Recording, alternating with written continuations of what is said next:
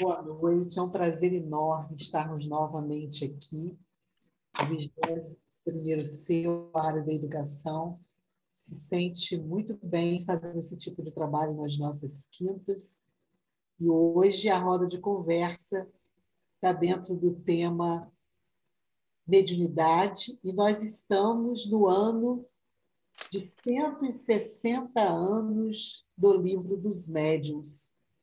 Como estamos aproveitando todo esse material que nós tivemos a partir do trabalho de Allan Kardec, das mensagens trazidas pelos espíritos, como nós estamos aproveitando essa obra do século XXI.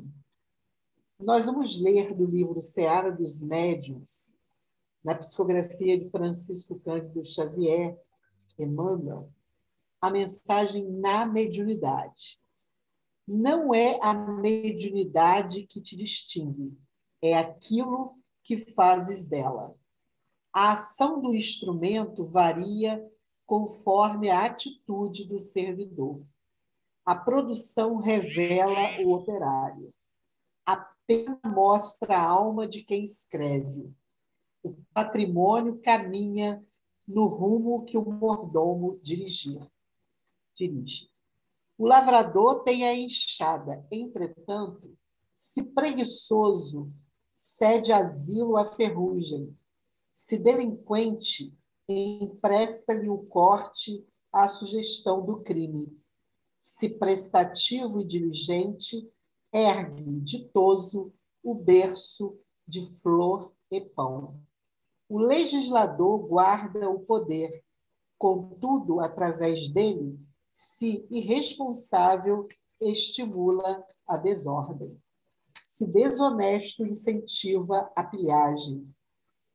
Se consciente e abnegado, é fundamento vivo à cultura e ao progresso. O artista dispõe de mais amplos recursos da inteligência. Todavia, com eles, se desequilibrado, favorece a loucura. Se corrompido, estende a viciação. Se enobrecido e generoso, surgirá sempre como esteio a virtude. Urge reconhecer, no entanto, que acerca das qualidades e possibilidades do lavrador, do legislador e do artista, na concessão do mandato que lhes é confiado, apenas a lei divina realmente cabe julgar. Todos nós, porém, de imediato conseguimos classificar-lhes a influência pelos males ou bens que espalhem. Assim também na mediunidade. Seja qual for o talento que te enriquece, busca primeiro o bem, na convicção de que o bem, a favor do próximo, é o bem irrepreensível que podemos fazer.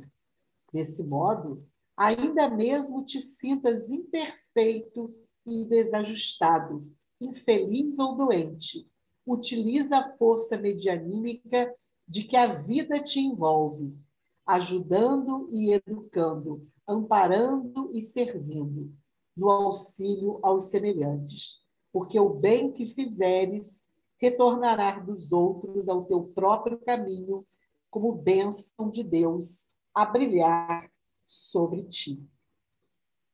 Vamos, então, à nossa oração? Eu vou pedir para Anne, você pode fazer para a gente, Anne? Oi, Anne.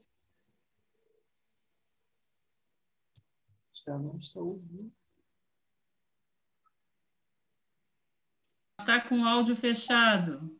Anne? Está com o áudio fechado, Deise. Oi, Adaí, você está falando comigo, amor? Meu querida, você pode fazer a oração para nós? Posso sim. Então vamos, Anne. São João da Barra presente com a gente. Vamos lá. Vamos elevar o nosso pensamento até o nosso Pai Maior, pedindo a Deus nesse momento que possa serenar os nossos corações, as nossas mentes, que possamos nos voltar nesse momento para o estudo que o nosso irmão está trazendo para a gente, que possamos nos conectar com o alto, na certeza de que nós teremos um momento de muito aprendizado para todos nós.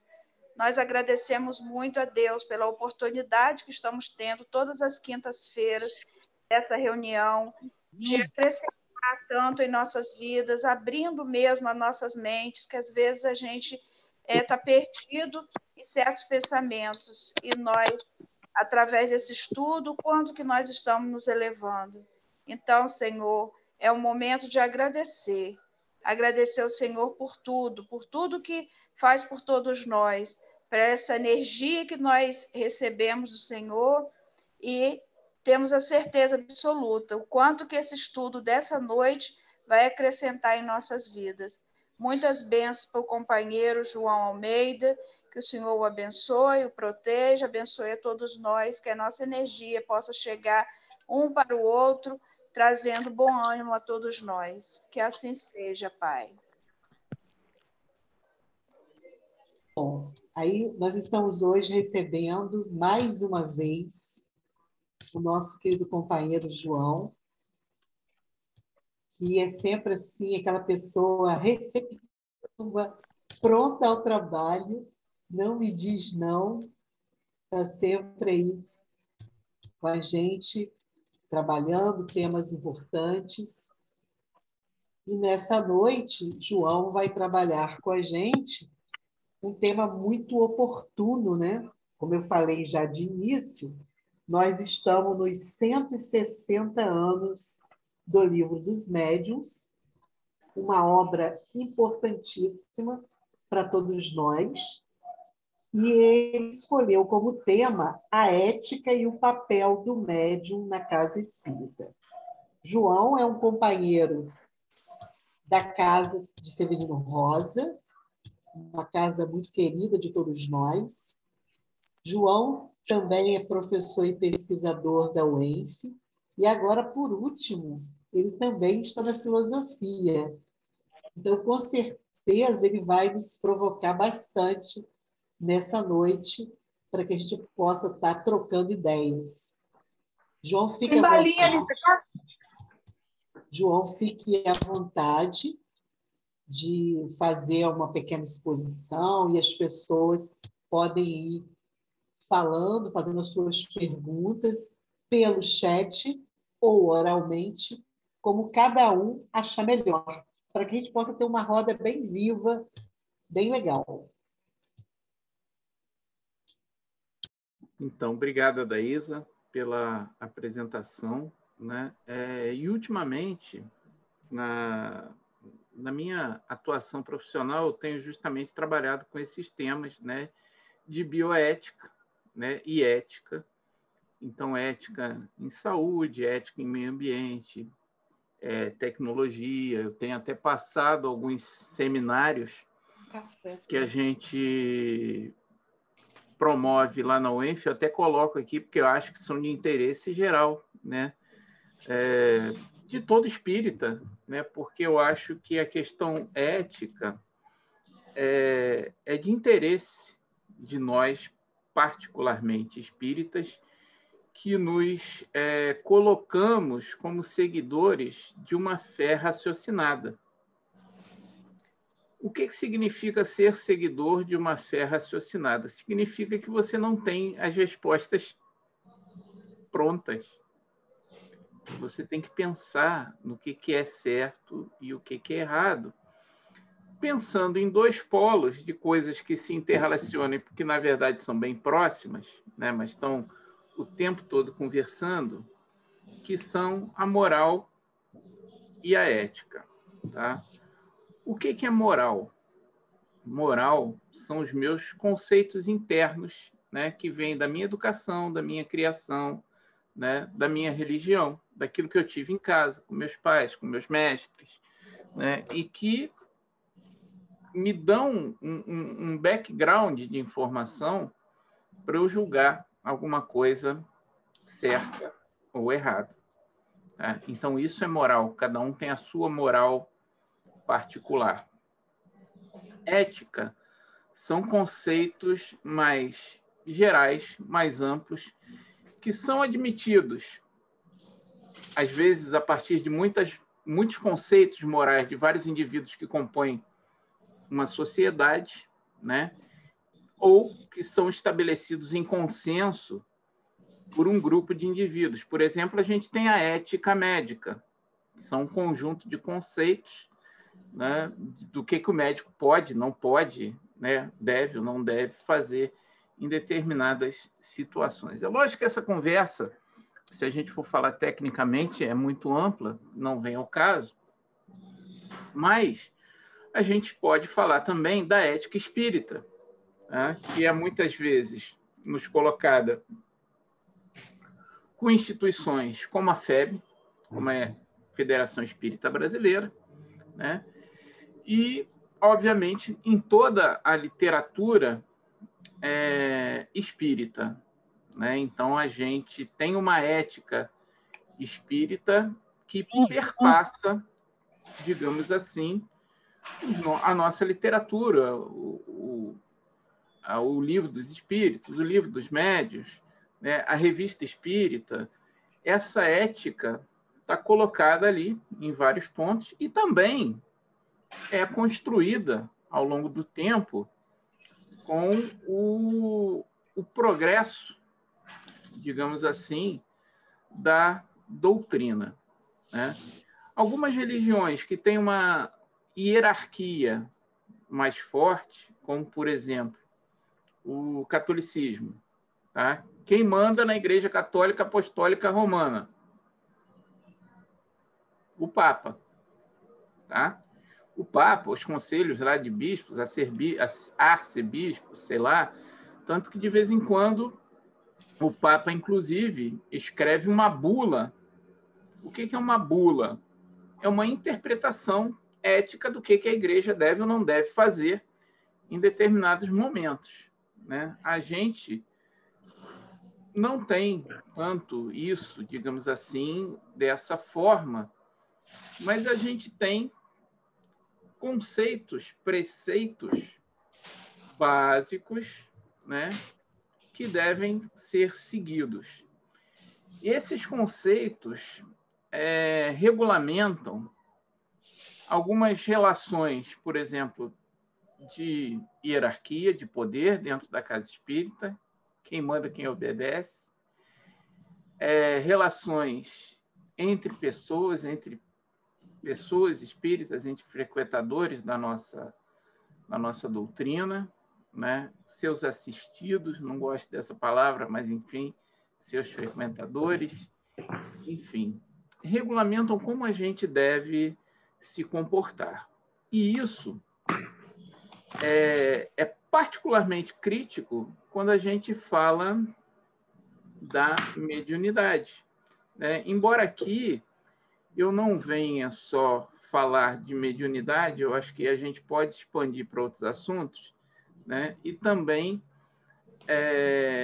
não é meu intento trazer respostas. Eu não estou aqui para trazer respostas, né? Eu estou aqui para levantar questionamentos, para fazer com que as pessoas pensem, porque essas respostas podem variar de acordo com cada grupo espírita, com cada interpretação. Então, é como eu falo, a gente tem a ética não é algo, não é um manual, não é uma receita de bolo, não é alguma coisa pronta. A ética são orientações, né? E nessas orientações, as pessoas usam da sua moral particular para fazer escolhas, né, de acordo com o que essa ética orienta. Vou dar um exemplo claro. A doutrina nos fala que nós não devemos ter paramentos, nós não devemos ter rituais e papapá, né? Então, como é que a gente interpreta isso? O que é um paramento? O que é um ritual para você? Eu já fui dar palestra num centro espírita, onde eu fui que nem a da Isa hoje. Uma camisa preta. E, em determinado momento, um dos dirigentes do centro espírita falou, e eu confesso que me senti até constrangido, né? Falando, sei lá de quê, eu acho que não foi nem com a intenção, mas ele falou, não, porque nossos irmãos da Umbanda é que estão corretos, porque realmente a roupa preta traz vibrações, então a gente, principalmente quando vai participar de um trabalho mediúnico, a gente deve se vestir de branco. Hoje, para evitar qualquer problema, já vim de branco. A Daísa está aí, anti-espírita. Ah, não, tem branco também. Foi mal, está meio espírita. O que vocês acham? Botafogo, isso sim. Está meio Botafogo hoje. O que vocês acham?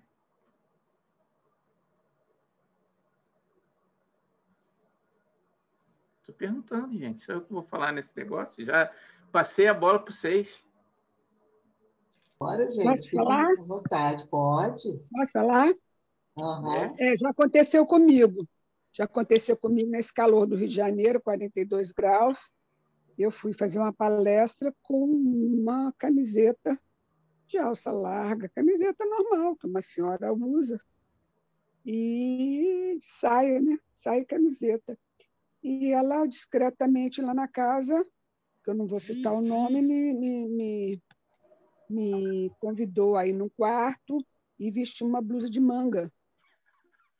Eu disse, por quê? Eu não estou entendendo. Ah, porque a gente aqui não pode ficar com o braço de fora.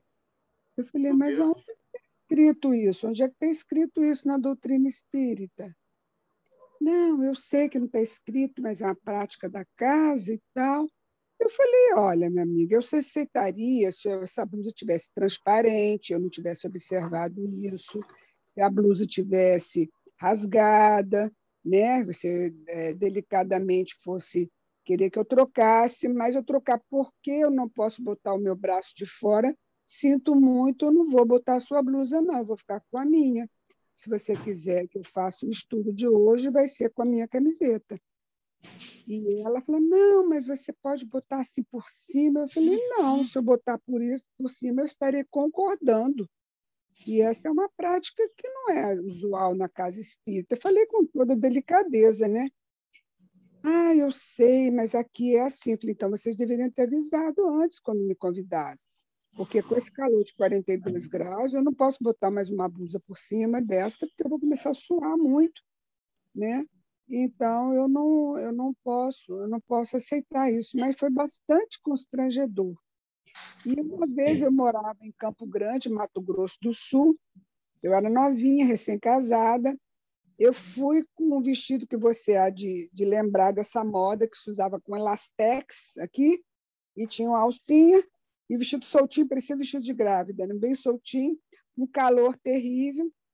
E eu fui chamada a atenção também, que eu não podia entrar na casa espírita, porque eu estava desnuda. Eu falei, não, por favor, parece que foi coisa do passado, né, que aconteceu isso 2 vezes. Lá no início de casado e agora com a vida adulta, que eu mudei de cidade, saí do Rio, vim para Niterói, aconteceu aqui. E aí eu falei, meu Deus, desnuda, você me desculpe, você me respeite, eu sou uma profissional, né, de saúde, meu marido é militar, nós estamos morando aqui há algum tempo, e eu não tenho por que não entrar na sua casa espírita, porque eu esteja com vestido de alcinha, não tem nada aqui que me abone a minha. E aí eu falei que eu não ia sair da casa, eu ia sentar ali no cantinho e ficar ali. Não, a senhora não pode ficar na casa espírita, porque a senhora tá... Foi assim. Foi assim. Então, gente, perdão. Então, isso acontece. Isso acontece muito. Que esse é um exemplo, né, da questão entre a ética e a moral, né? A ética fala que a gente está até falando do contrário, né? Que a gente não deve ter paramentos, roupas especiais, essas questões, né, de cor de roupa. E a moral é a interpretação disso aí. E é como eu falo, as pessoas, às vezes, mantêm tradições que não sabem de onde são, que são, às vezes, até estranhas à doutrina espírita, ou que seguiram, que foram criadas por um fato que aconteceu, ou por uma determinação de 90 anos atrás, porque tem casa espírita que tem mais do que isso de idade. E coloca aquilo como uma regra para as pessoas. Tem muitas casas espíritas em Campos. Aqui, gente, é como eu falo, eu acho que para a gente dialogar, eu tenho que ser direto, entendeu? Então, por favor, não entendam nada do que eu digo aqui como uma crítica a ou B ou C, tá? Nem eu estou determinando que tenha que ser assim ou que tenha que ser assado. De repente, as pessoas preferem fazer assim, seja por tradição, seja por, sei lá, por gosto, ou por que raio seja.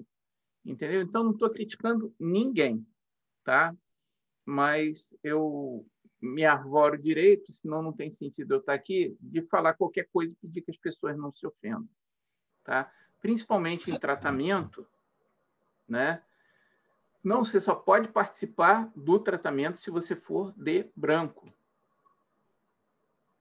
Você, para ser trabalhador dessa casa, você tem que usar uma roupa especial, um jaleco, uma camiseta com a coisa da casa.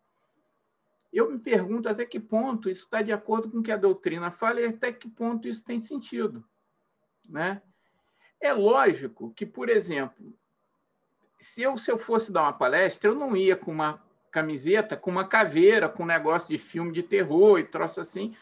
Por quê? Para não causar estranheza nas outras pessoas. Não que isso interferisse na minha performance. Porque a forma como eu vejo aquilo, não tem problema nenhum. Entendeu? Mas é como eu falo, quando a gente analisa esse tipo de coisa, a gente tem que pensar, né, nos dois lados. Por que a gente tem que fazer uma diferenciação, como existe em certas casas espíritas, por exemplo, não, você é trabalhador, então você pode usar um jaleco. Você pode usar uma camisa com a logomarca da casa. Você adquiriu esse direito. Ou você não pode usar preto, não deve usar preto. Pode ser por uma questão de organização. Eu estou lá vendo, sei lá, são muitos médios na casa, eu quero saber quem é médio. Entendeu? Não sei. O que vocês acham dessas questões? Ô, João, você me fez lembrar de duas abordagens, né? Uma, enquanto palestrante, assim, quando você está, enfim, né, à frente de um grupo, falando para um grupo, várias situações, me faz lembrar de várias situações. Situações tais como, quando você está no papel de palestrante, a roupa, independente do sexo, né? Já foi falado aí por Jacira, acontece. Isso aí você entende? Não estou falando de casa nenhuma, porque eu nem estou em campo. Provocando, meu papel é provocar. Enfim, mas, independente do gênero, né, eu sempre esbarrei nisso, na questão da roupa. Por exemplo, se é um homem que está palestrando e está muito calor e ele usa, sei lá, uma bermuda cargo com uma camisa polo para fazer a palestra, eu não vejo nada demais. Como eu não vejo nada demais, uma mulher está usando uma bermuda mais comportada e uma blusa também, né? A gente não... Enfim. E quando se está nessa posição, eu passei por isso e já vi colegas passarem por isso, por situações seguintes. Às vezes você está falando e aquela casa tem ventiladores, por exemplo. E um dos ventiladores fica em cima do palestrante, né? Eu acho que é um direito do palestrante. Até eu já vi pessoas não gostarem da atitude do palestrante de chegar para o dirigente da palestra e dizer assim, você pode desligar ou colocar para o outro lado? Enfim, é um direito, porque o cara está ali falando, você não sabe se o cara tem alergia, se o cara está gripado, enfim. Bom, né? Fora a questão do dirigente esquecer de te levar uma água, né? Porque quando o palestrante não se planeja, né, de colocar uma aguinha ali, que vai ficar 45 minutos, 50, uma hora falando, e o dirigente também não, você fica de gogó seco, né?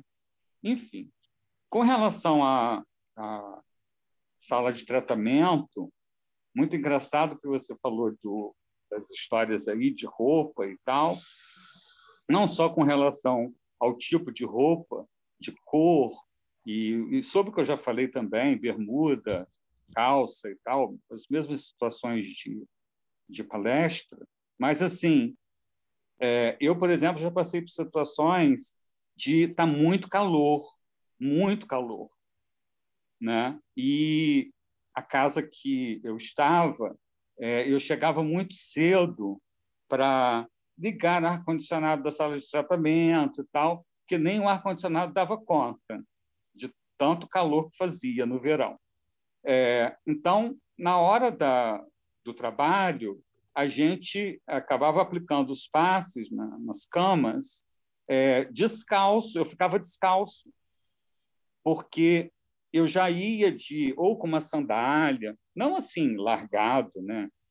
Às vezes eu estava até de calça, ou não, estava de bermuda, mas eu estava assim, com uma sandália melhor e tal, mas eu ficava descalço porque era mais confortável para mim, né? E às vezes eu percebia que rolava sabe, um rabo de olho assim do colega, tipo, pô, Guilherme está descalço, né? E aí eu chegava lá para a pessoa responsável dizer assim, tem algum problema de eu estar descalço? Porque eu não estou vendo o problema, mas se você disser que tem, a gente calça, entendeu? Enfim, mas a gente acaba passando por situações totalmente inusitadas, né? Como Jacira falou assim, tem muitas, muitas. Bom, o Luciano botou uma observação aqui no chat. Uniforme, roupas com distintivos, saudades da hierarquia das religiões tradicionais. Pois é. Sem ser... Desculpa. Eu ia dizer, se você quiser falar, fique à vontade. Né? Pois é. Hierarquia é outra coisa, né? A gente deveria viver uma religião que não tem hierarquia, né? E aí a gente tem que fazer uma distinção muito clara do que é hierarquia administrativa, que essa existe, essa tem que existir, né? E hierarquia religiosa. Hierarquia administrativa, ela se refere exclusivamente a quem é responsável pela manutenção física, legal, fiscal da casa espírita. É sua diretoria. Para mim, na casa espírita, a diretoria realmente manda. Vai pintar a parede de rosa ou de azul. É a diretoria, entendeu? Faz essa obra ou não faz? Ah, não tem dinheiro, então não faz. Ou, não, faz isso que é mais barato. É a diretoria. Essas pessoas são eleitas, né? A gente tem toda uma ordenação civil, né? Porque a casa espírita, por estar no nosso país, tem que respeitar as leis do nosso país, em que se segue essa hierarquia. Outra coisa é a hierarquia religiosa de pessoas, em que a gente vê, principalmente a gente fala médiuns, sendo admitidos como os balizadores, tá? Não só médiuns, tá? Mas geralmente pessoas que têm funções de médiuns, ou de doutrinadores, ou de dirigentes, né? No sentido de dirigente doutrinário, né, que passam a ser quase semideuses dentro da determinada casa espírita, ao ponto de ter casas espíritas que praticamente pertencem a pessoas ou mesmo a famílias. Em Campos a gente tem muito disso, entendeu? E aí é como eu falo, a gente não pode generalizar de uma forma maciça, principalmente quando a gente fala da questão de hierarquia e de famílias. Tem famílias que realmente têm aquele centro espírita como seu, né? E aí você diria, porque de repente ninguém mais pega. Essas são as pessoas que tradicionalmente amam aquilo ali, se dedicam àquilo ali, dedicam a vida àquilo ali, mas a gente, às vezes, cai e pode cair numa viciação, porque você vê aquelas pessoas só como uma hierarquia ou uma autoridade máxima e você não deixa espaço para alguém que é novo subir na hierarquia, porque você sabe que você nunca vai mandar nada ali, né? Você já tem ali quem manda e isso é E o pior, incontestável. Pois não, Jacila? é pior do que isso, porque ele não treina, não habilita as pessoas a tomar o cargo, as pessoas vão envelhecer, vão desencarnar, porque é da lei da renovação, e as pessoas saem da casa espírita viciadas em ter alguém que diz para ela todo o tempo que ela tem que fazer, não treina nem para uma função dentro da casa espírita e nem para adquirir uma autonomia. A doutrina espírita ela propõe autonomia, dependência de ninguém, da nossa autonomia de livre-arbítrio, de se desenvolver a sua maneira de pensar e de refletir a própria doutrina. Então, isso é fundamental dentro da casa espírita, porque nós vamos passar, todos nós passamos. Então, é importantíssimo o treinamento das pessoas que estão junto com a gente o tempo todo, tanto para cargos administrativos, quanto qualquer outro tipo de função. Então, faz parte de uma boa administração, no meu entender, e eu acho que no entender da doutrina espírita, que eu já li isso, eu não estou lembrando aonde que eu já li isso, que a autonomia é fundamental, né, de você estabelecer. Tanto que hoje em dia não tem mais aquela função de presidente, hoje geralmente é uma direção coletiva, né, onde tem vários diretores, justamente para não ficarmos sob a opinião de uma pessoa, porque é o tal negócio. A doutrina espírita ela é de origem divina, ela é perfeita, mas o movimento espírita é feito pelos humanos que somos falhos, todos nós. Então, se a gente fica a cargo há muito tempo sobre a administração de uma pessoa, nós estaremos sujeitos àquele mesmo erro. Então, a renovação é importante, e é importante que a pessoa que esteja no cargo tenha essa visão de levar a possibilidade do outro crescer e se desenvolver também, porque ninguém é eterno, né? Eu gostaria de pegar carona na fala de Jacira e fazer uma observação. Na nossa região, nós observamos várias casas com muitas dificuldades nessa área da continuidade, exatamente pelo não investimento no trabalho na infância e na juventude. Então, fica-se muito na questão das reuniões mediúnicas e essa outra parte deixada em segundo plano. E aí, o que a gente vai observando? As cabeças vão ficando brancas, daqui a pouco as pessoas vão desencarnando e algumas casas correm o risco até de serem fechadas por falta dessa formação de pessoas.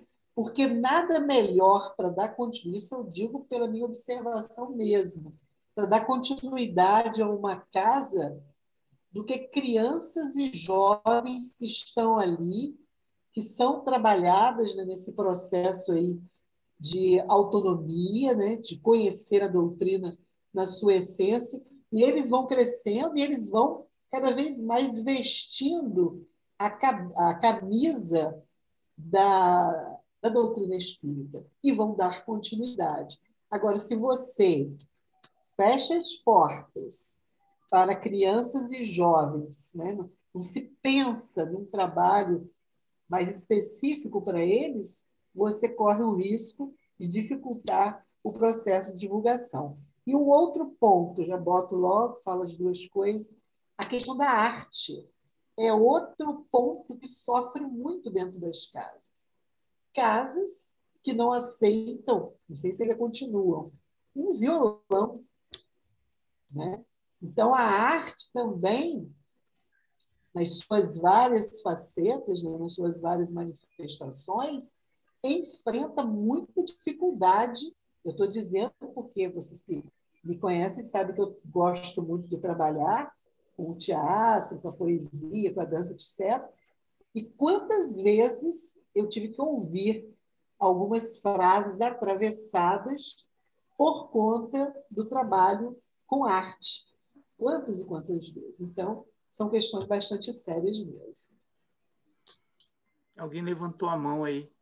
Tereza, eu acho. Tereza Cristina. Acho que Não, ela na bateu verdade, palma. eu ia bater palmas para a Daísa, que estava justamente pensando nisso, na continuidade da casa, através do trabalho de evangelização. E aproveitando a oportunidade, comunicamos aqui que a Casa de Caridade Maria Frank, né, como outras casas também, estão tendo trabalho de evangelização online, tanto para a infância quanto para a juventude. Tá? E quem tiver algum filho, sobrinho, né, parente, que esteja assim, sem, né, frequentar nenhuma casa, nós nos colocamos à disposição. Tá? Só isso. Boa noite, desculpa interferir. Tá vendo? Maria Frank sempre Não. querendo captar todo mundo para ela, ó. Já querendo cooptar as criancinhas. Vamos lá pegar todo mundo para nós. Acabei de inscrever um jovem aqui agora, que mandaram recadinho. A gente só vai escrevendo. E é um prazer realmente, gente, porque a gente fica preocupado com a juventude aí solta. A gente não quer tirar jovem de casa nenhuma, mas o jovem que está aí solto, né, sem nenhum compromisso, a gente está aqui. Claro. Até os bebês têm evangelização de bebês. Aproveitar que o projeto Fala, Cláudia. É um projeto da Daísa, que é a unificação, e já que se fala, né, de ter o mesmo comportamento ético, moral e tudo unificado, por que não se unifica algumas casas para poder se fazer uma evangelização de qualidade? Porque o que acontece? É um pouquinho aqui, um pouquinho ali, um pouquinho lá, um pouquinho acolá, e não se faz... E assim, quem sou eu para criticar, porque eu não sou, né, nem sou evangelizadora, mas eu digo assim, pelo que eu vejo, o pouco que eu vejo... Como não é evangelizadora? Não... Todos nós temos que ser evangelizadores.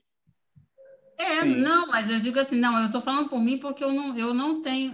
eu não comecei como evangelizadora, até tentei, mas nem iniciei.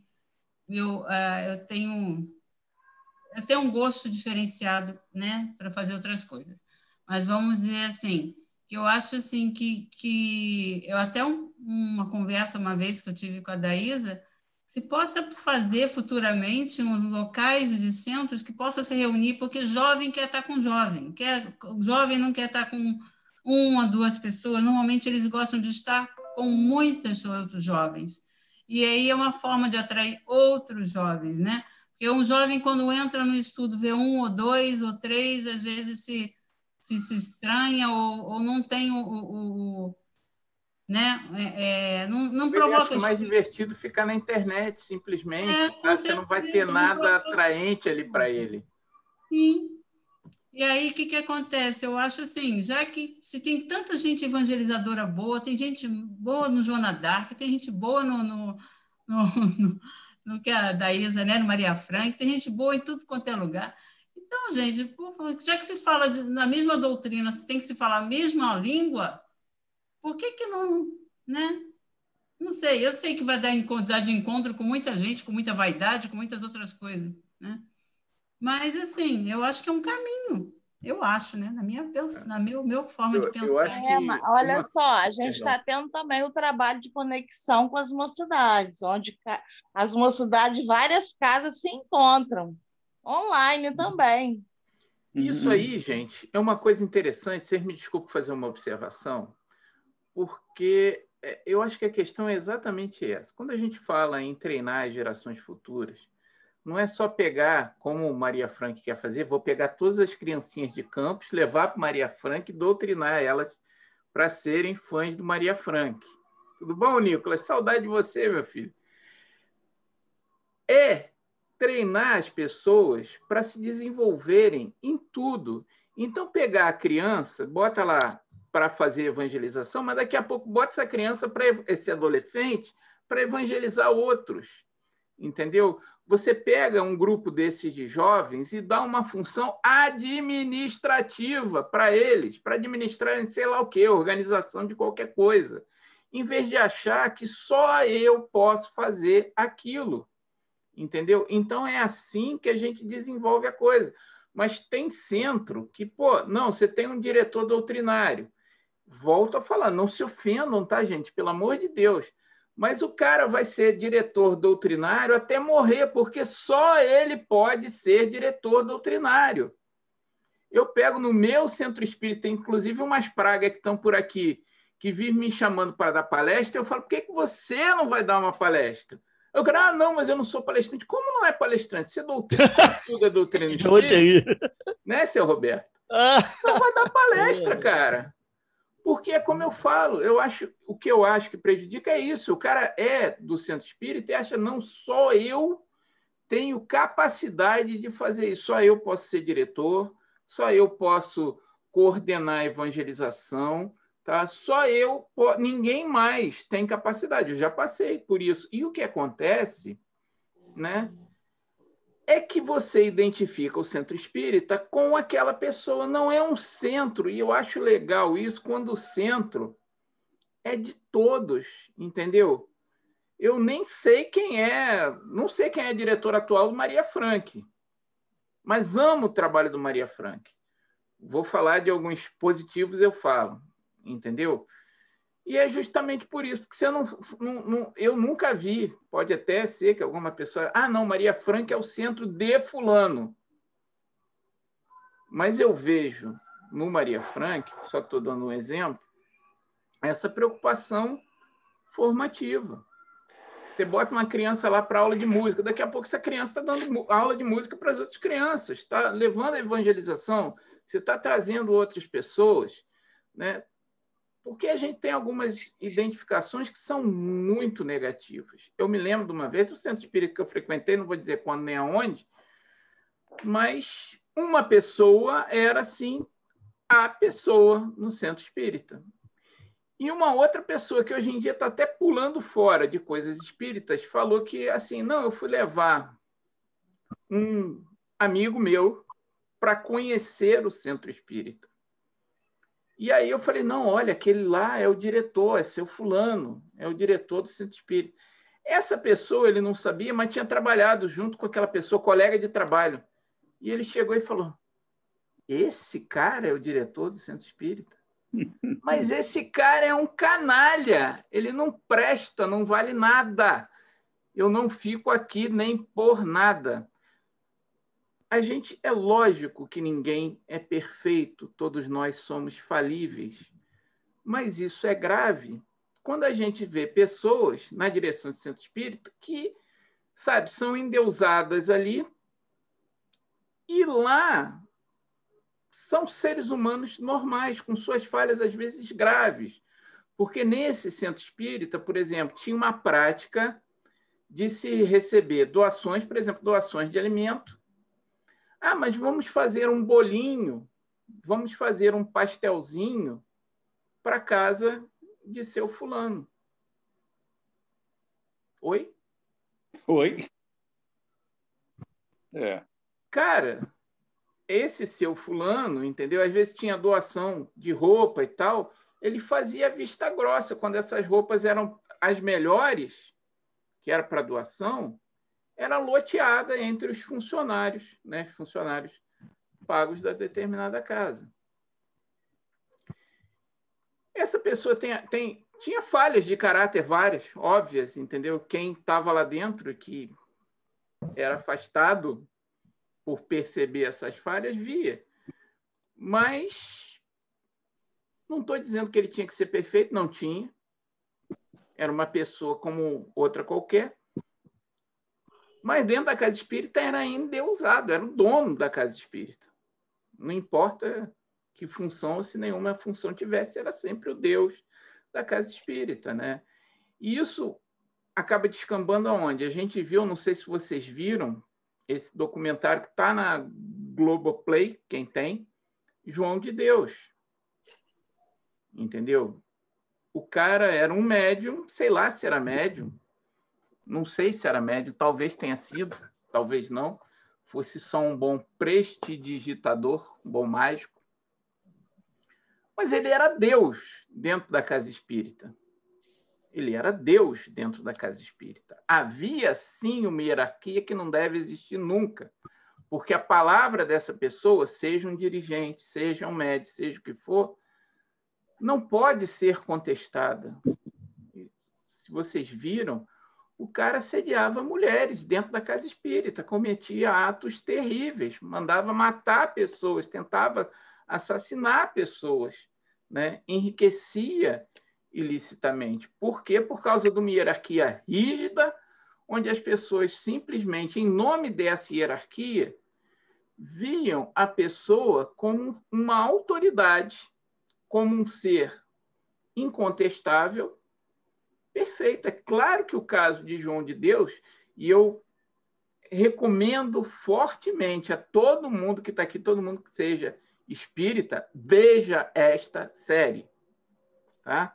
Porque o que a gente está falando aqui, não estamos culpabilizando A ou B ou C. O que eu estou querendo dizer é que todas as pessoas, eu inclusive, são falíveis.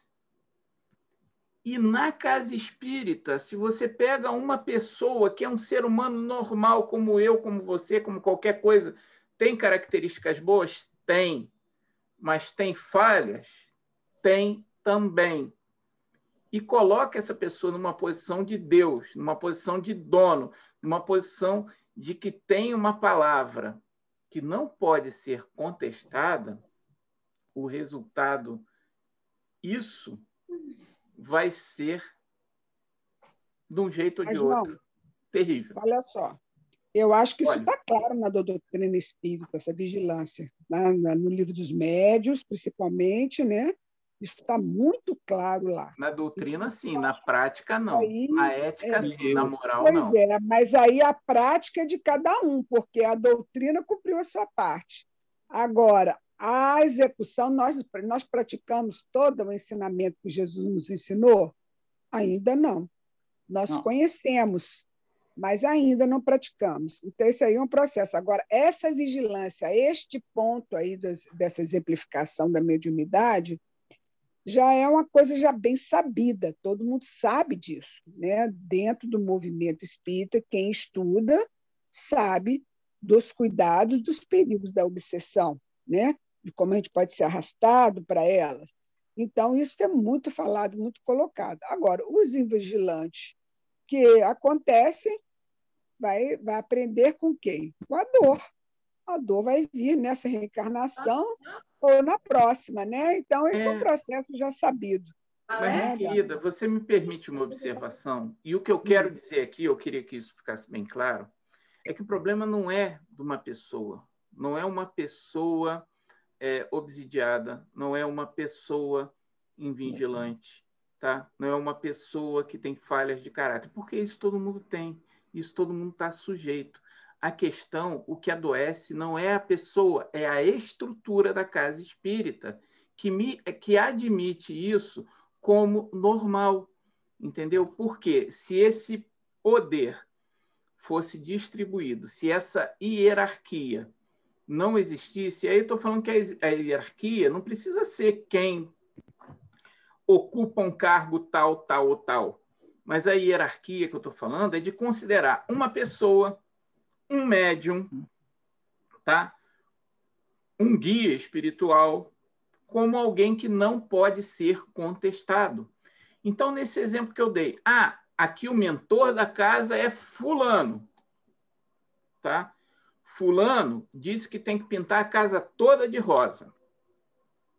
A diretoria diz que não dá para pintar de rosa, porque rosa é muito caro, vamos pintar de branco. Sabe quem manda? Para mim, a diretoria.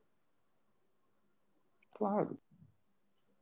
Claro, Por isso mas que a gente tem sabe, que não é reforçar. claro, não é claro. Então, é aquela coisa, Por isso tem que a gente gente tem que que cria reforçar. essa hierarquia e acha que não, mas foi seu fulano que falou, Sim, sim, não isso foi o acontece. espírito que Mas falou. não é Para geral. que serve Agora, todo isso o resto? acontece.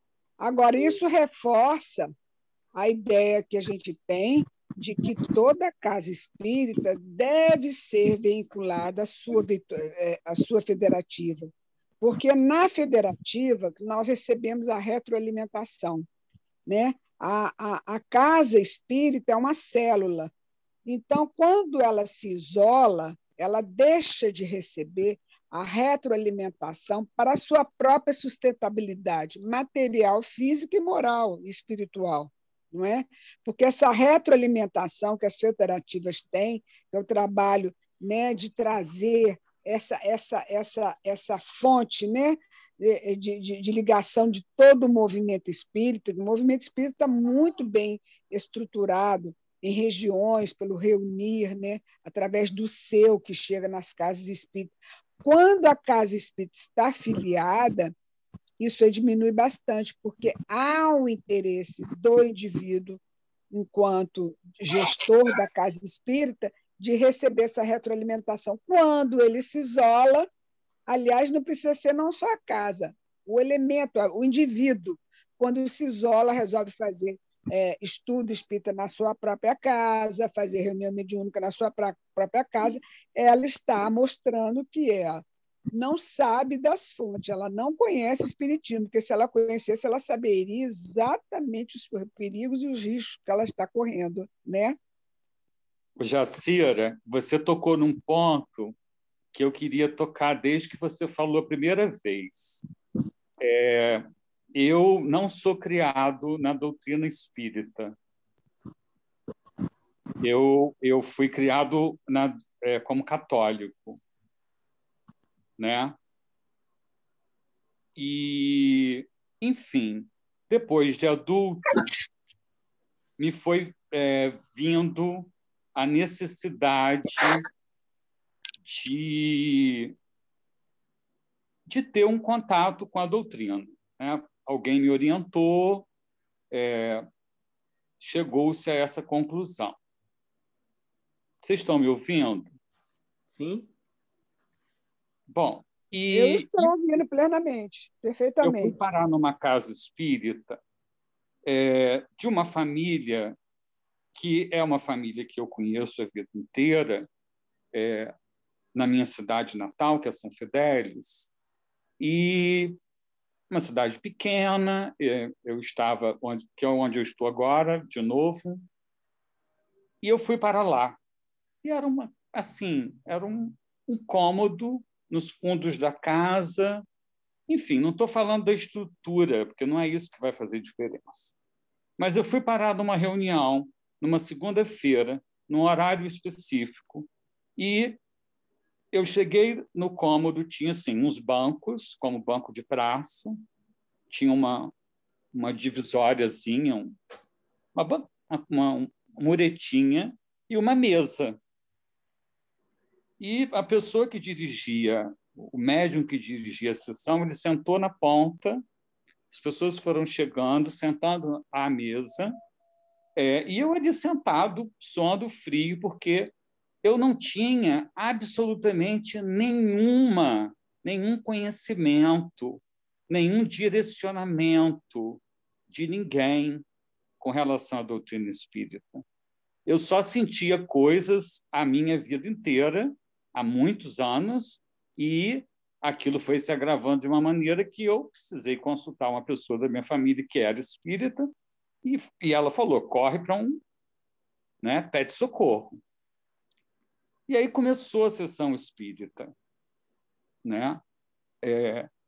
O médium começou a sessão dizendo assim, o seu lugar não é aqui, vem sentar aqui.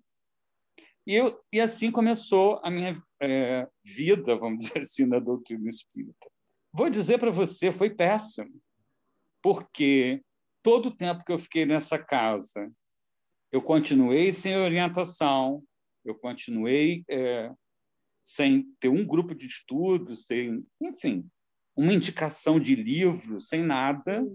Deixa eu só fazer um parênteses aí. Na verdade, a introdução sua não foi a doutrina espírita, foi a uma determinada casa espírita, porque se você fosse para a doutrina espírita, eles levariam você primeiro para um grupo de estudo. Exatamente, mas aí é isso que eu ia falar, porque depois da sua primeira fala, a Daísa também falou, o pessoal do Maria Frank, várias pessoas já falaram sobre evangelização. E aqui eu venho trazer uma questão que a gente está tentando... a gente vai fazer até um encontro agora, vai trazer para vocês também, com o pessoal do Primeiro Seu, porque São Fidélis pertence ao Primeiro Seu, que é um encontro de trabalhadores espíritas, para a gente falar sobre a evangelização da família, mas com o foco no adulto, né? Por quê? Porque se esse adulto for um adulto como eu, que não foi evangelizado enquanto criança ou enquanto jovem, ele precisa de uma base doutrinária, né? Ele precisa de um caminho, porque, como eu já estava contando aqui, eu entrei torto na história, que eu fiquei participando de uma reunião semanal numa casa espírita sem saber de nada, sentindo coisas... É a mesma coisa que dirigir o carro sem aprender, botar você para dirigir um carro sem você aprender. Eu saía de lá, Jacira, igual que eu tinha tomado uma coça, porque eu não tinha absolutamente nada. Ninguém me dizia assim, agora você usou o exemplo do carro, né? Agora você aperta a embreagem, agora você passa a marcha. Não, ninguém dizia nada. Eu era um carro ladeira abaixo, sentado numa mesa mediúnica, sem saber nem o que estava acontecendo comigo, né? E aí, Deus é muito bom, em sua infinita misericórdia, e aí eu fui direcionado para uma outra casa espírita, que é a que eu tenho uma relação até hoje, apesar de já ter saído daqui e ter frequentado até o culto Pedro em Campos por um tempo e tal, mas agora eu estou aqui com minha mãe. Enfim, fui para o Zé Castro, aqui em São Fidélis, que é um centro maior, né, que tem evangelização e tal, e fui me enturmando, né?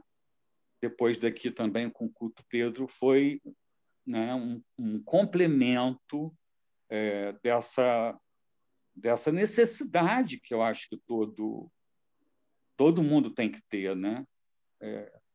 De alguém vir dizer assim, vem, você precisa entrar no grupo de estudo dos livros de André Luiz, você precisa entrar no grupo de estudo de estudar um pouco de Joana de Ângeles, lê isso daqui, dá essa lidinha aqui no Conduta Espírita, sei lá, enfim, o que for te interessando, mas, né, tem que haver uma direção. É igual uma criança que vai para a escola pela primeira vez e não tem quem direcione, não tem um professor. Por exemplo, eu recebi esse convite para participar dessa roda de conversa, dizendo que o assunto era mediunidade. Eu espalhei para todos os grupos mediúnicos de todo o meu 38º Seu e para outras cidades. Estava uma galera aí esperando mediunidade, não é? E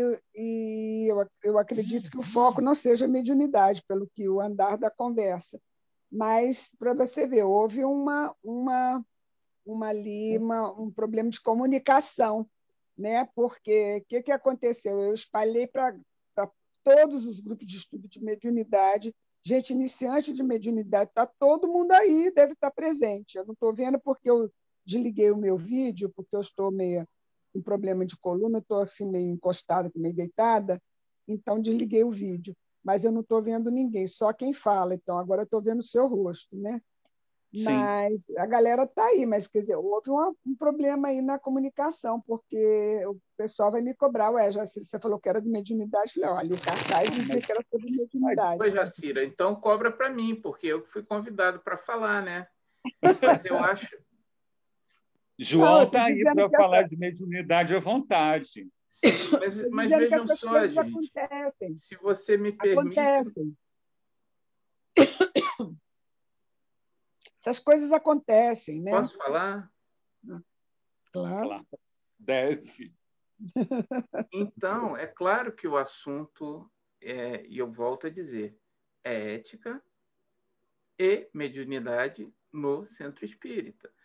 Agora, é como eu falo, e uma das coisas que a gente está colocando que é preponderante é a gente não ver a mediunidade como algo especial, né? Como algo particular, mas como algo que está inserido no centro espírita.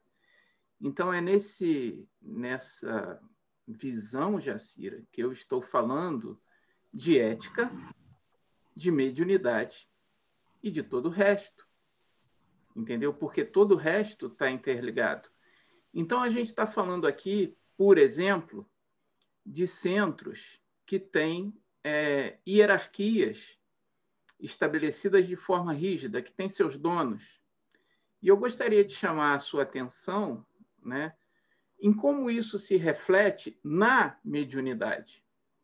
A gente tem médiuns que, muitas vezes, se você tem um dirigente, né, como esse, que eu dei um exemplo, que muitas vezes consideram os médiuns como sua propriedade, então ele faz, ele acontece, a palavra dele é a última e ele vai usar os médiuns para seus propósitos. E a gente tem a questão em que o médium é alçado a essa condição de semideus, né? E eu dei, não sei se você se recorda, se você estava presente, o exemplo do João de Deus, que junta as duas coisas. Junta uma alta hierarquização na casa espírita e junta essa questão do médium, tá? Como um representante divino, cuja palavra é incontestável. E daí ele faz tudo o que ele quer. Ele fez tudo o que ele quis, né? No caso lá do João de Deus. Recomendo, mais uma vez, que todos vejam isso. E um médium, tá? Como qualquer pessoa dentro da casa espírita, antes de tudo, é um ser humano que não é nem melhor nem pior do que ninguém. Esse é o ponto também que eu estava querendo colocar. Eu acho que o João de Deus ele não é espírita, né? Porque, não, ele não é. É uma prática, né? Mas é médium. Você não quer que a gente fale de médium? Eu estou falando de médium. Não, eu acho, licença, desculpa interromper. Pois não, Nico. Eu acho que não tem como não estar tudo interligado, né? Porque a partir do momento que há uma falta de... A pessoa chega no centro espírita, vamos lá, não vou botar as crianças, né? Mas vamos botar um adulto que não conhece o espiritismo e chega lá sedento ou precisando de ajuda, né? Com uma mediunidade desregulada, uma mediunidade extensiva que está aflorando. A falta de preparo dele com a falta de preparo do centro forma exatamente isso. Uma cultura de endeusamento do médium, onde a gente, do nosso atavismo, de ver essa hierarquia sacerdotal, vê no médium um ser privilegiado, a gente pega e já coloca ele como regra. Aí parte de nós, de justamente terceirizar novamente, mais uma vez, mais uma encarnação, o que os outros devem falar que a gente deva fazer, para a gente responsabilizar inconscientemente os outros, né? Fulano falou. Porque não adianta a gente entrar agora nas hostes espíritas e continuar tendo os mesmos comportamentos. Só ir no centro espírita para poder ouvir a palestra, tomar água frutificada e ir para casa, e eu repito o que o palestrante falou. Aí é fácil. A gente repetir o comportamento que a gente vinha tendo em todas as outras encarnações anteriores, né? Então, o médium, né, e a direção da casa está muito envolvida nisso. A FEB, as diretrizes da FEB falam que e orientam para a necessidade dos conselhos, não justamente para não ter essa personificação. E a gente inconscientemente delegar responsabilidades ou copiar trejeitos e comportamentos de indivíduos. E a gente começa a visualizar justamente um corpo de doutrina. Então, acho que tá tudo interligado. Quando a gente fala da diretoria, que inclusive saiu uma nova cartilha da federação, que é atualizada, corrigida, revista, ampliada, né? Justamente falando sobre a necessidade dos conselhos. Aí, ó, a Daísa, isso aí é dever de casa, essa daí tá em dia. Justamente falando da necessidade dos conselhos, né? Porque para justamente a gente tirar essa identidade de que o diretor da casa ele pode mais, o médium da casa, fulano, que tem 200 anos de idade, inclusive eu já vi essa história do médium mais antigo, um dia que estava com muito calor, tirou o sapato para poder psicografar. Na outra semana estava todo mundo psicografando sem sapato, gente. E se perguntasse o porquê, não sabia. Então, que doutrina é essa que tem que ser uma fé raciocinada e a gente não quer raciocinar, né? E que parte é essa que a gente vai começar a compartimentar qual momento eu sou médium e qual momento eu não sou médium? A gente é médium 24 horas. A gente exercita a mediunidade uma vez por semana. Ou por acaso eu ligo um botãozinho de médium só quando eu vou na reunião, né? Então é justamente essa necessidade de a gente ver o centro, né, totalmente interligado, diretoria, mediunidade e participantes, porque a responsabilidade é mútua, né? Porque não cabe ao centro falar o que a gente tem que fazer, e a gente sim também estudar, é justamente isso que você estava comentando também, né? Para a gente conseguir fechar essa... Eu acho que o raciocínio está todo aí, a gente que não se sai do tema hora nenhuma não, tá, João? Nicolas, posso dizer uma coisa? Diga lá, João. Sou seu fã. Também sou seu fã, rapaz. É isso aí, agora, o médium que psicografou descalço era o Carlos Guilherme. Não era, não. Não, ele só dava passe, sabe? Olha, eu acho que certeza, Carlos Guilherme. Eu acho que era você. Não. É brincadeirinha, brincadeirinha. Não, eu não sou tão velho assim, mas eu tô me lembrando de uma coisa. Aqui em São Fidélis, onde eu estou, né, a minha cidade, no Zé Castro, o nosso colega mais antigo, que é médium da casa, tem 99 anos. Seu Afonso Nolasco. Talvez seja ele, eu vou perguntar à filha dele. Então, gente... Amanhã a gente ele é dono da fábrica de doce Nolasco aí de Campos? Não. É o Nolasco de São Fidélis. Porque Nolasco é um nome importante na região, né? De doce, goiabada, Nolasco. Tem uma fábrica de doce Nolasco aí. Esse é de São Fidélis, seu Afonso Nolasco. Está com 99 anos. E eu acho engraçado porque nos grupos de estudo ele participa online, no Zoom, ou com a filha ou com o filho, e aí a gente pergunta, seu Afonso, tem alguma coisa para falar? Ele diz, sim, quero falar. Aí ligam o som dele e ele fala divinamente e todos se calam, né? Porque ele com 2 frases, ele encerra o assunto e é de uma humildade assim ímpar. Eu aprendo humildade assim, eu nem sei, eu acho que humildade a gente não aprende, né? Ou a gente é ou a gente não é. Mas eu falo para ele, seu Afonso, estou aprendendo um pouco nessa vida para ver se na outra eu volto melhor. Pois é. Porque ele fala assim, não, vocês já falaram tudo. Eu só queria falar, aí ele fala uma coisinha. A gente vai treinando na vida, vai treinando para um dia a gente ser, né? Vai ter que treinar, né? Ele é uma figura, ele me comove, tudo de bom. Então, Carlos, eu queria chamar uma atenção para algo que você disse no seu relato, que é essa questão do despreparo. Então, as casas espíritas, que muitas vezes ficam nessa endogenia, tem casa espírita cujos palestrantes não dão palestras em outras casas espíritas. Tem casas espíritas que não admitem palestrantes de outras casas espíritas. Então, nessa origem que colocaram aqui também no chat, muitas casas espíritas tiveram origem familiar, num fundo de quintal. Lógico, isso teve um grande uma grande importância na fundação de várias casas espíritas, como, por exemplo, o Araci, né, que surgiu lá na casa do Peixotinho, mas que saiu da casa dele, se desenvolveu além disso, né, e foi fundada dessa forma. O problema que eu falo é isso, é quando as pessoas tomam isso como algo seu.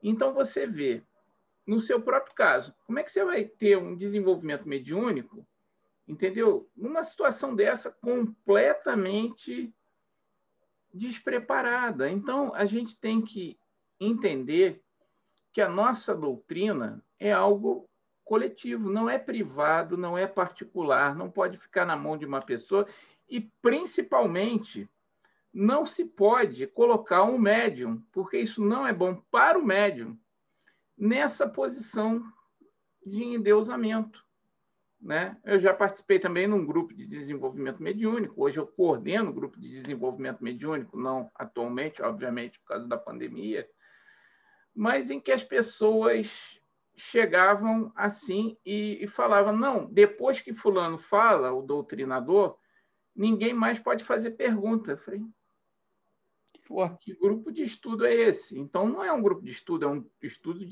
é um grupo de doutrinação realmente. E, em determinado momento, a pessoa chega e fala, não, agora eu vou pegar os médiuns, todos os médiuns em desenvolvimento, nenhum médium acabado, digamos assim, nem com maturidade para isso, e vou botar na mesa para psicografar durante a reunião pública. Eu falei, como? Oi? Como? Primeiro eu acho um absurdo você colocar... Só um minutinho. Eu acho um absurdo você colocar a pessoa nessa situação. Ou seja, alguém que está em desenvolvimento, imagina você, chega no grupo espírita, tem algum estudo, e agora não, você vai para a mesa e se vira ali. Segundo, é vender algo desonesto, porque se você trabalha com mediunidade, primeiro, médiuns como Chico Xavier já foram criticados com relação à idoneidade, digamos assim, das suas mensagens. Isenção é um termo melhor, não idoneidade, porque denota uma intenção. Mas né, se aquela mensagem realmente era toda do espírito, ou se tinha algo dele, e sempre tem. Entendeu? E sempre tem. Mediunidade é algo que é muito relativo, nunca é 100% espírito. Né? É sempre uma mesclagem do que o espírito diz e dos conteúdos do próprio médium. E você coloca o médium nessa situação e você vende para as pessoas que vão ali e que têm acesso a uma pessoa, é isso que eu falo, essa é uma diferença muito grande. Quando você tem uma mensagem e essa mensagem vem do centro espírita, passou por um médium, não interessa quem foi lida, analisada e é colocada como do centro espírita, é uma coisa. Inclusive, a responsabilidade de divulgação dessa mensagem vem de todas as pessoas por quem ela passou. Quando você coloca alguém ali sentado e bota essa pessoa com a cara a tapa, você está colocando sobre ela todo o peso, né? Inclusive da crença de outras pessoas que vão ter aquela pessoa como referencial. De quem não entende na doutrina espírita, vai ver aquela pessoa, às vezes, como um sacerdote, como um emissário de Deus, como a voz de Deus. E isso é muito perigoso, né? E isso não se faz. Concordam ou discordam? Pode discordar também. Não, concordo.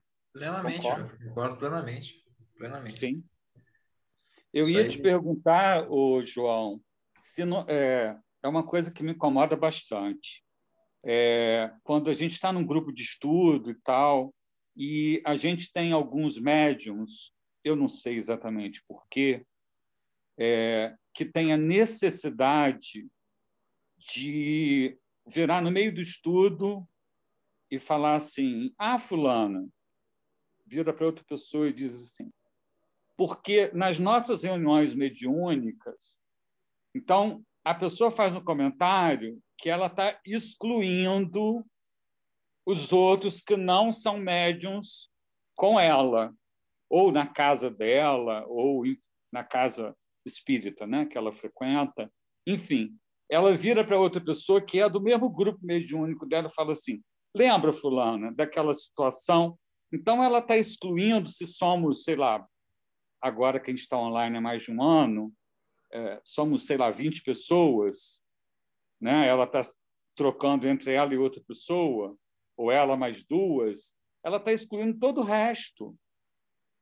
Eu acho isso assim tão feio, né? De você ficar exemplificando, sabe? Como se os outros não tivessem essa prática e como se aquilo fosse mais do que alguém, mais do que... Entendeu?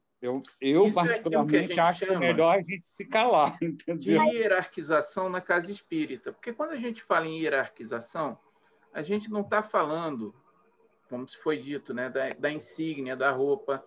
A gente está falando, né, até nessa questão das funções, você tornar pessoas diferenciadas. É claro que quando você fala, não, o médium senta na primeira fileira e bota um jaleco. Cara, você está criando uma diferenciação muito clara, muito evidente. Né? Você está hierarquizando. Né? É lógico que a gente sabe que o estudo e desenvolvimento mediúnico é um estudo e um desenvolvimento de qualquer coisa. Então, por isso que eu falo, gente, eu não gosto de falar de mediunidade em particular. Por quê? Porque médium não é uma função particular da casa espírita. Né? Médium não é uma função para quem é mais dotado, para quem é melhor, para quem é mais capaz. Médium é uma função para quem leva jeito. Tem gente que leva jeito para costurar, tem gente que leva jeito para fazer comida. Eu sou um terror para fazer comida e costurar. Né? Entendeu? Eu levo jeito para dar palestra. Tanto que eu sou professor. É minha função. Posso falar só uma coisinha?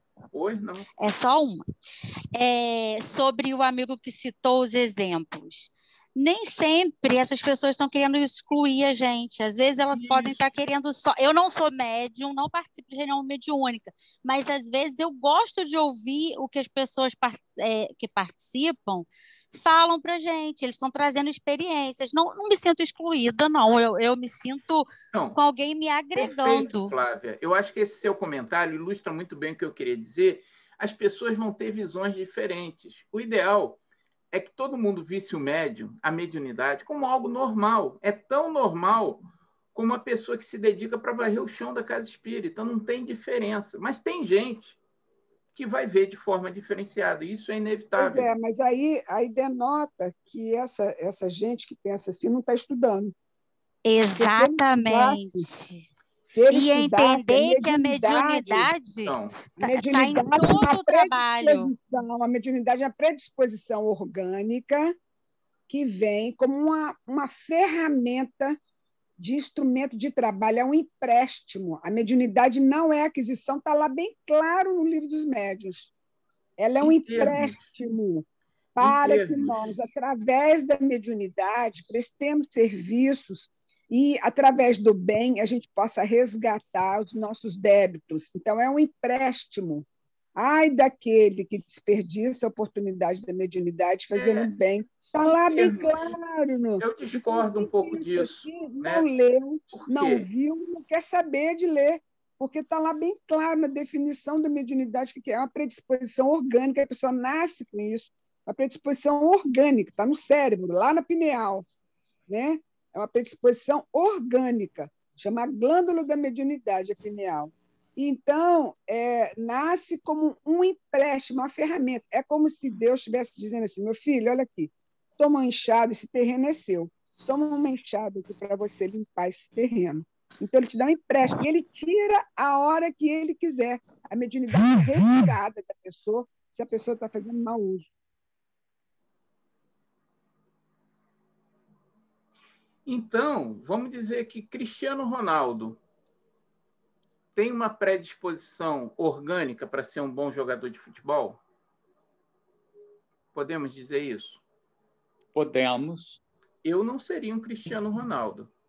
Eu também não. Mas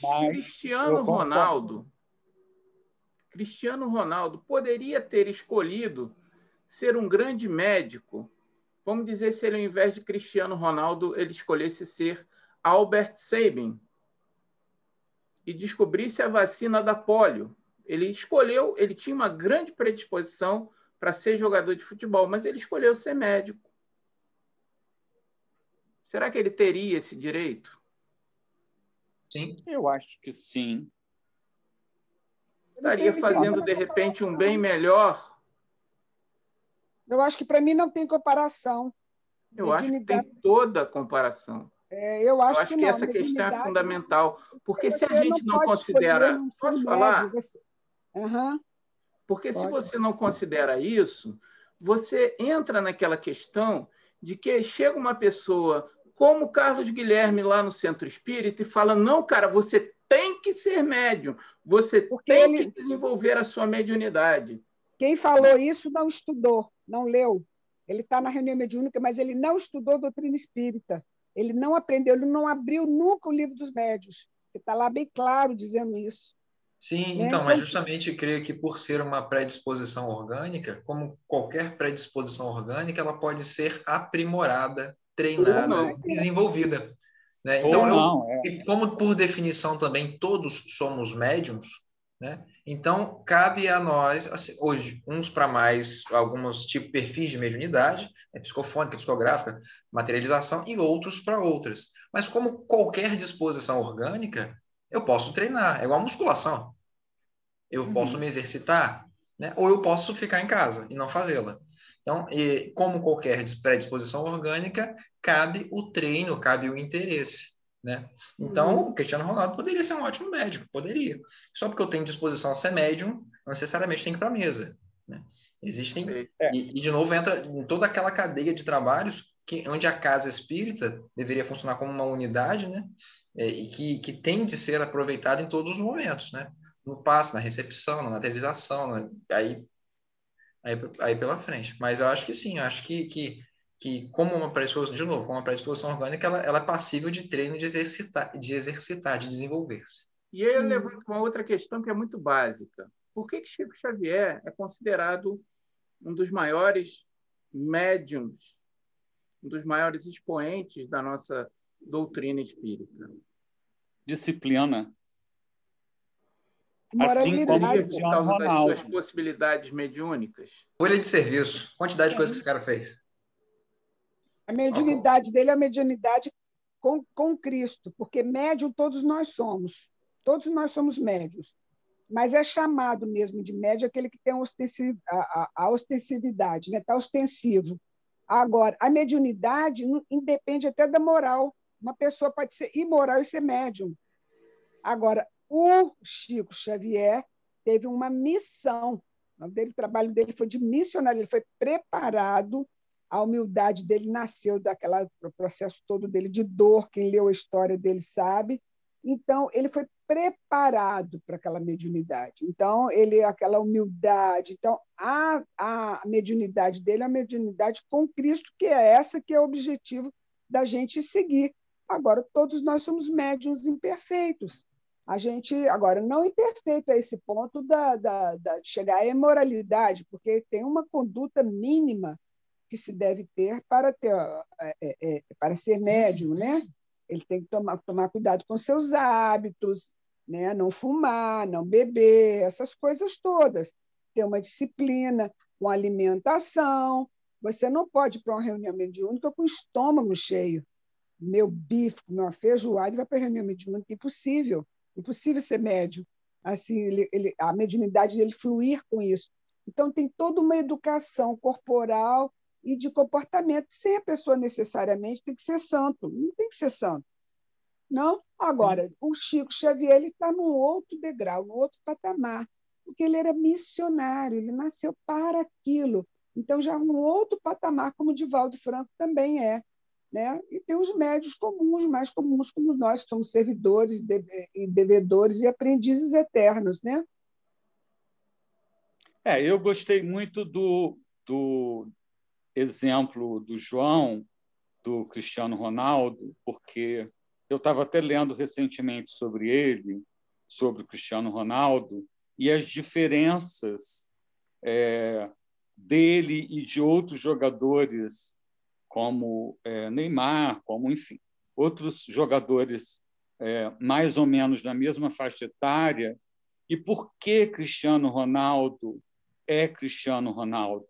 Por isso que, quando o João perguntou agora com relação a Chico, eu disse disciplina, eu me lembrei na hora da disciplina que o Cristiano Ronaldo se impõe, né? Ele não é bom porque ele é Cristiano Ronaldo. Ele é bom porque ele se impõe uma disciplina.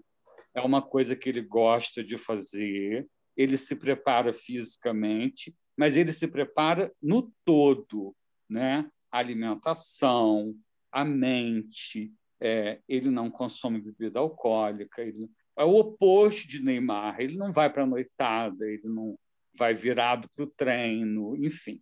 Então, assim, ele tem todo um preparo para ser quem ele é. É um preparo disciplinar, né? E outra coisa que eu queria só voltar rapidamente, quando eu citei o exemplo de uma pessoa que é médium e que, no meio de um estudo, lembra de alguma situação com outra pessoa, enfim, e cita uma situação de uma reunião mediúnica, numa reunião que não é de médiuns, que é uma reunião de estudos, de qualquer estudo, eu não citei no sentido ilustrativo, né? Eu não sei quem falou, alguém da Maria Frank que falou, eu não me lembro o nome da pessoa que falou. Mas Flávia, meu amor. Então, Flávia, queria te dizer que eu não estou falando, a minha fala não foi nesse sentido. Eu também acho que, quando é ilustrativo, é para, né, agregar, né, agregar conhecimento, né, exemplificar alguma coisa, tá ok, tá maravilhoso. Mas eu estou falando de situações contrárias a essa, né? Médiuns que têm, por vaidade, eu ouso dizer isso porque é uma constante na minha vida, nesse ano de pandemia, porque são as mesmas pessoas que têm por hábito relatar, né? Em dias de estudo, vira para outra pessoa e diz: então, Carlos, a gente, entendeu? Então, assim, entendi. E ela esquece que naquele grupo de estudos tem outros médiums. Deixa entendeu? eu fazer só uma colocação para você. Eu dei o exemplo do Chico porque eu creio que o que Chico representou, tá? Além de ser um médium com excelente possibilidades orgânicas, digamos, de uma mediunidade ostensiva, ele foi grande porque foi uma boa pessoa, foi uma excelente pessoa. Isso é primordial. E daí eu falo que isso deve ser colocado em primeiro plano, né? Ser uma excelente pessoa é mais importante do que ser um excelente médium. Você pode até ser um excelente médium ou um excelente, sabe, servidor da casa em qualquer sentido, um excelente palestrante, se você antes é uma boa pessoa. E as pessoas vão encarar isso de forma diferente, porque às vezes você fala uma coisa numa intenção e a outra interpreta com outra.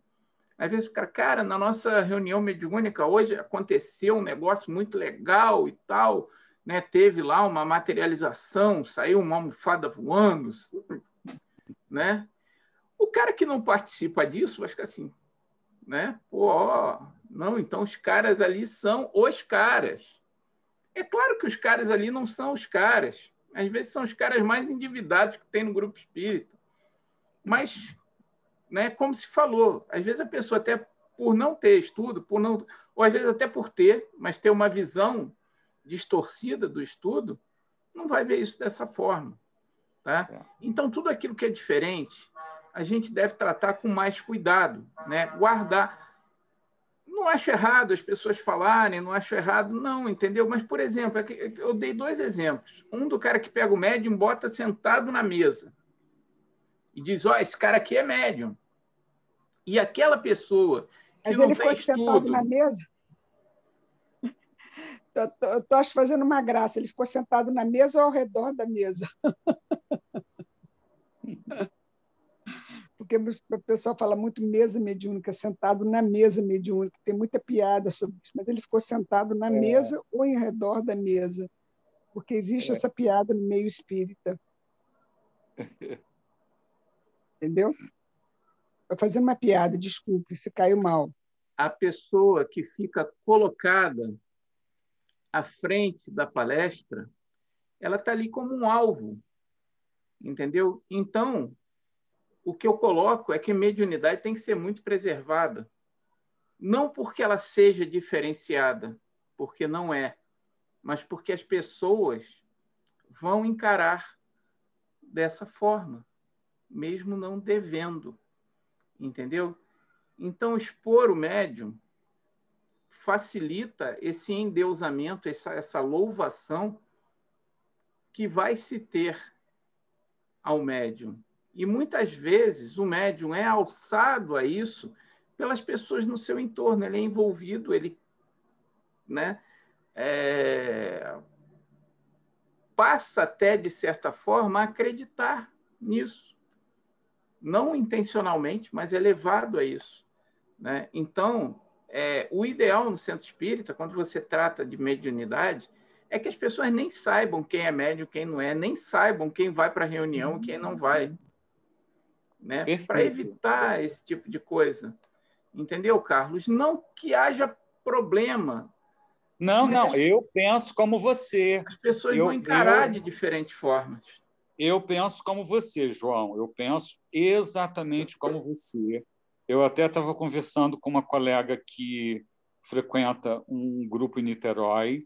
Ela me disse que no grupo que ela frequenta, ela não sabe nem quem é quem. Exato. Ela não sabe quem, ela só sabe as pessoas com quem ela lida. Ela fala, Guilherme, eu não sei quem é dirigente, quem é de reunião mediúnica, quem é... Eu não sei, eu só sei o que me envolve. Mocidade, tarará, tarará, estudo, tarará, que é o certo. Isso é o hierarquizar, onde você considera ali todo mundo igual.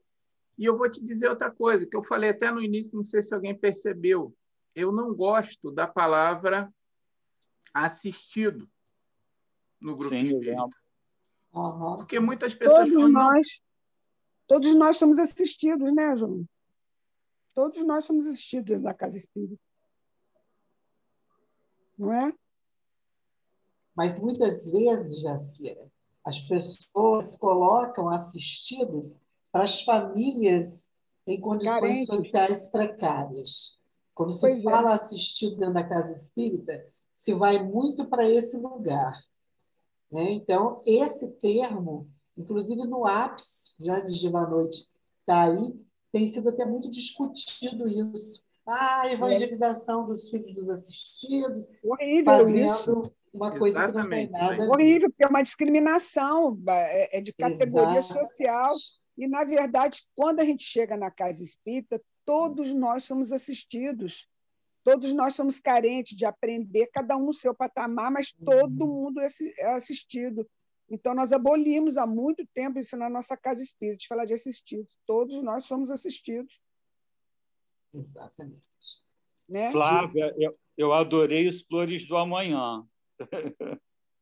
O João, eu gostaria que você fosse fazendo, né, suas considerações aí finais, porque nós estamos caminhando para o nosso encerramento. Não, então é isso, Adaísa. O que eu queria colocar aqui é justamente isso, que as pessoas pensem se elas estão de acordo, né, com o que o pensamento espírita diz, que a nossa ética espírita nos diz. Porque muitas vezes nós tendemos a normatizar certas situações que existem na casa espírita como se fosse normal, como se fosse aceitável, e nós não pensamos no quanto aquilo contradiz a doutrina. Então, essa coisa de pessoas que se dizem donos da casa espírita, que não permitem e não promovem, porque, na verdade, eu diria que não é só permitir, é promover o desenvolvimento das pessoas, principalmente das mocidades, das crianças. Nicolas, eu tenho aí um exemplo, né? Que o cara, eu conheci esse cara lá nas mocidades. Até numa época aí fui ajudar os caras a entender alguma coisa. Eu não tenho o menor jeito com a mocidade. Mas é alguém que tem um potencial fantástico, entendeu?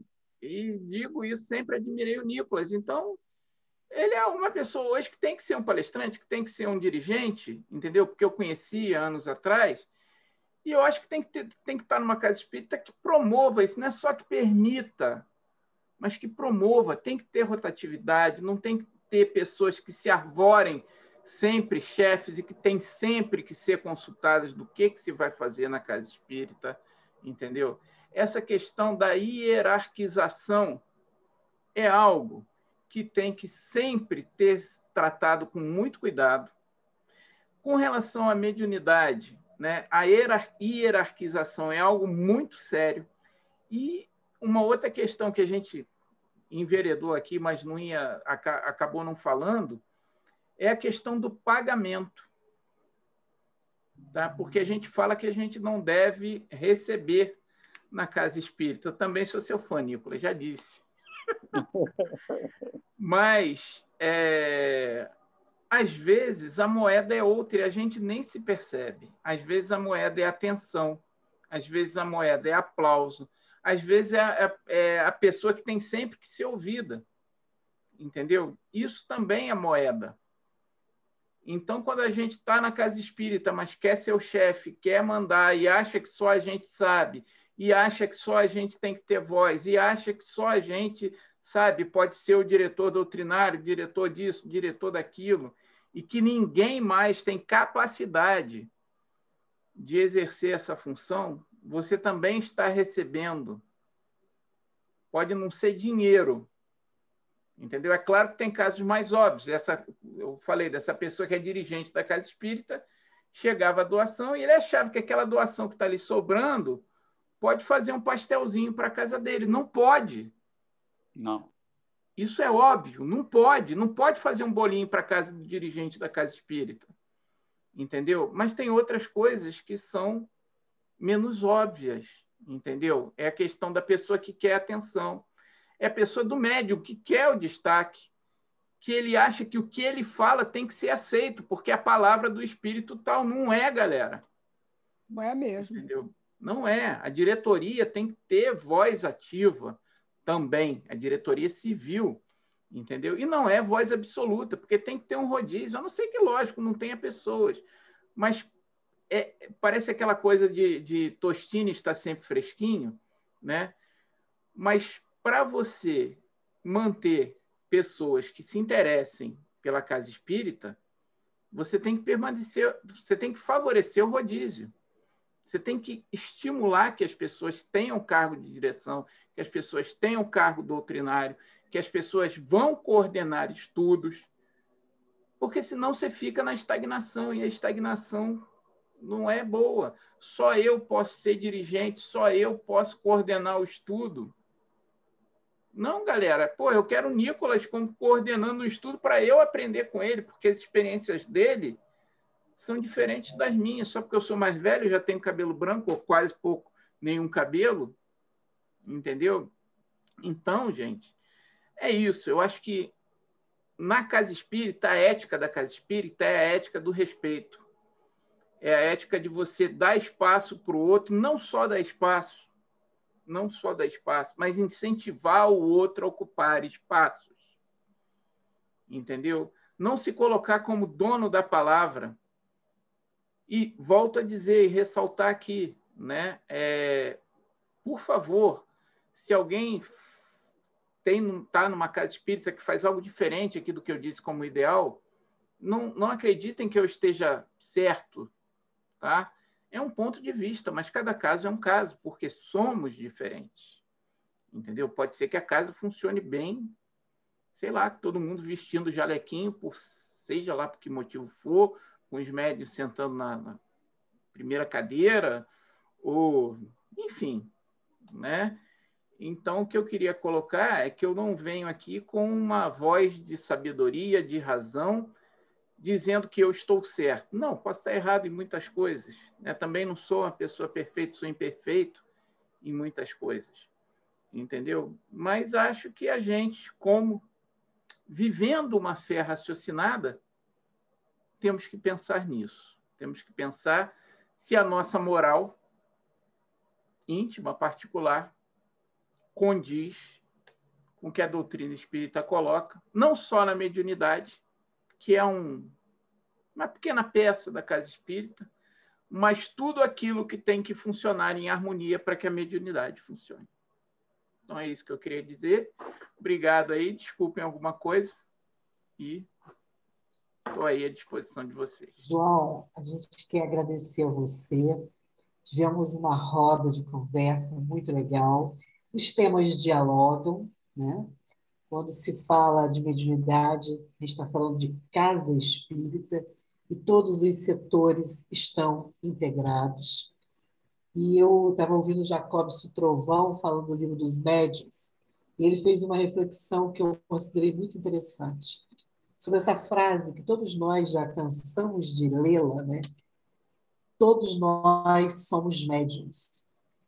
Então, onde quer que a gente esteja dentro da casa espírita, nós somos médiuns.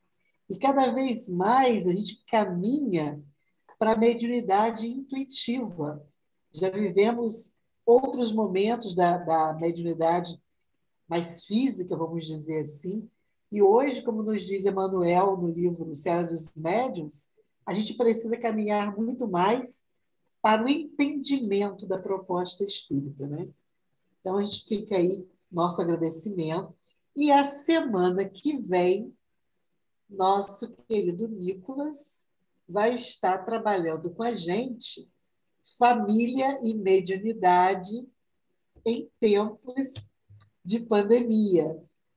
Vamos continuar conversando sobre a temática da mediunidade, sobre a casa espírita. Acredito que Nicolas vai acabar até fazendo provocações sobre a estrutura da casa espírita. Vou te dizer, né? Que João levantou a bola, vai estar chutando. Pois é. E vamos continuar conversando. E a gente volta a lembrar dos 160 anos do Livro dos Médiuns. A gente precisa visitar e revisitar essa obra maravilhosa.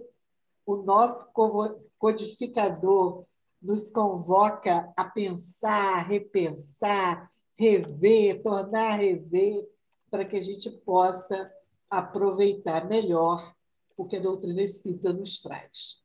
Então, nosso agradecimento e vamos, então, caminhar para a nossa prece. Eu gostaria de pedir ao nosso Roberto para fazer a prece. Pode ser, Roberto?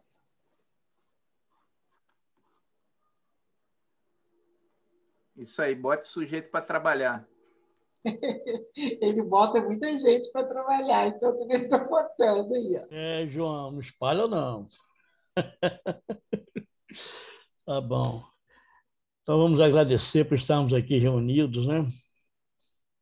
E como Jesus falou, onde tiver uma ou duas pessoas, ele estará presente, ele esteve, e benfeitores, responsáveis por esse estudo esta quinta-feira também, junto conosco. E por intermédio dessa roda de conversa, com essas aparentes divergências, mas tivemos um aprendizado muito importante, que realmente a mediunidade ela está imbuída em vários setores. E como bem foi dito por Adaísa, nós estamos caminhando só para a intuição. Já foi tempo, naquelas mesas girantes, do toque-toque das irmãs, onde era necessário que as pessoas vissem o efeito dos espíritos.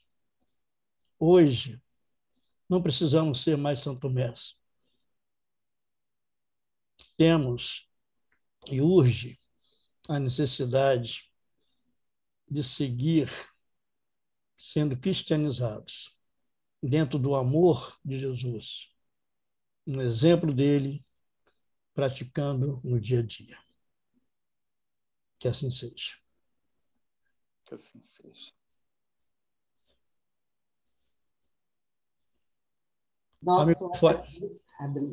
Nosso agradecimento, né, a João, de forma especial, e a todos os companheiros que participaram com as suas ideias, com seus posicionamentos, porque, na verdade, a gente cresce dessa forma, né?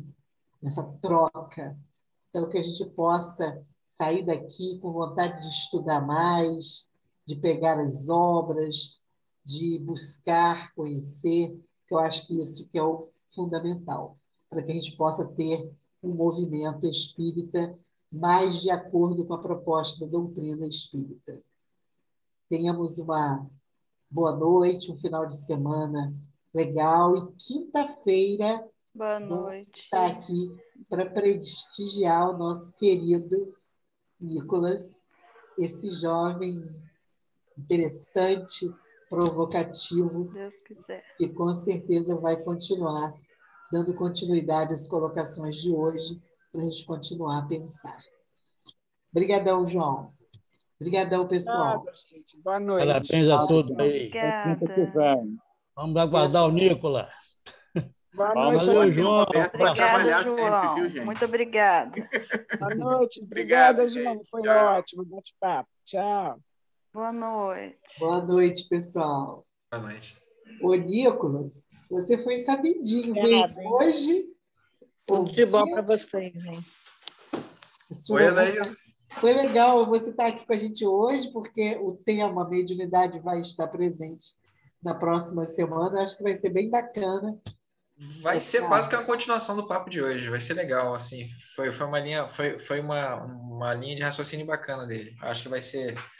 A gente vai tentar trazer alguns cenários que nós estamos passando e botar na roda. Vamos trocar ideia. Quero trocar figurinha. Agora trocar figurinha. Então, vamos. E vamos animar os jovens para estar com a gente também, pessoal. Vamos sim. Vamos ver se botar nos jovem. grupos de estudo, ver se o pessoal vem, ver se o pessoal comparece. Então, tá bom. Um beijo para todos. Boa noite. Boa noite. Fiquem com Deus.